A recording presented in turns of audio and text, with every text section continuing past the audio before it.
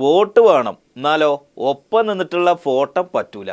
അങ്ങനത്തെ കുറച്ച് വോട്ടുകളും ചില മുന്നണികളും ഉണ്ട് നമ്മളെ നാട്ടിൽ. ഐക്യജനാധിപത്യ മുന്നണിയെ സംബന്ധിച്ചിടത്തോളം ഞങ്ങൾക്ക് തികഞ്ഞ മതേതര നിലപാടാണ്, സെക്യുലർ നിലപാടാണ്. ഇങ്ങനെ പറഞ്ഞ് പ്രവർത്തകരെയും നേതാക്കന്മാരെയും ഒക്കെ പഠിപ്പിച്ചു വെക്കും.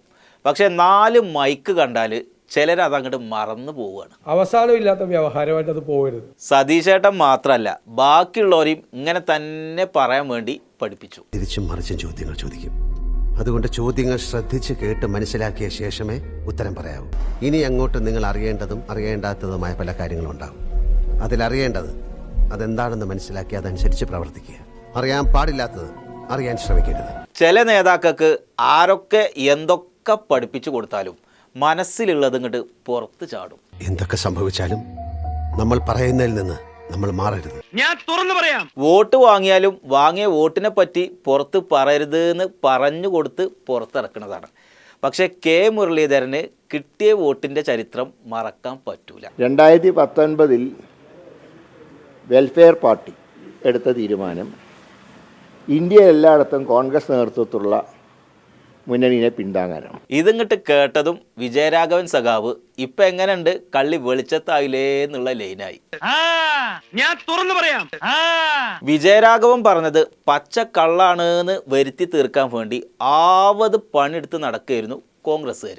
അത് കേവല രാഷ്ട്രീയ ലാഭത്തിന് വേണ്ടി, ഏതെങ്കിലും ഒരു തെരഞ്ഞെടുപ്പ് ലാഭത്തിന് വേണ്ടി ഞങ്ങൾ അത് മാറ്റി. അപ്പോൾ കേവലമായിട്ട് ഏതെങ്കിലും കോൺഗ്രസ്സുകാർക്ക് ഇവരെ കൊണ്ട് വല്ല നേട്ടവും കിട്ടിക്കണോ? 2016 അന്ന് എനിക്ക് പിന്തുണ നൽകിയിട്ടുണ്ട്. സതീഷ് ചേട്ടാ, അന്ന് നേട്ടം കിട്ടിയിട്ടില്ല, പക്ഷേ കുറച്ച് വോട്ട് കിട്ടിത്രേ. ഈ 2019 മുമ്പുള്ള ഒരു തെരഞ്ഞെടുപ്പിലും അങ്ങനെ ഒരു പൊതു പിന്തുണ കോൺഗ്രസ് നൽകിയിട്ടില്ല. 2019 മുമ്പല്ലേ 2016?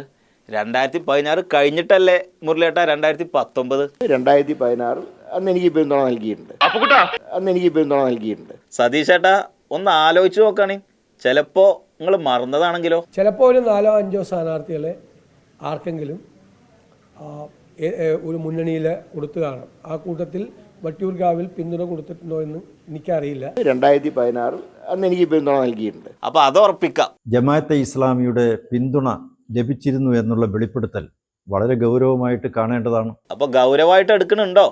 എല്ലാവരും ഞങ്ങളെല്ലാം റെഡി ആയിട്ടിരിക്കുകയല്ലേ. വെളിച്ചത്ത് പറയാൻ പറ്റാത്ത വോട്ട് ഇരുട്ടത്ത് പോയി വാങ്ങിക്കൂട്ടണ ഏതൊക്കെ കഥകൾ ഇനി പുറത്ത് വരുന്ന് കാത്തിരുന്ന് കാണണം.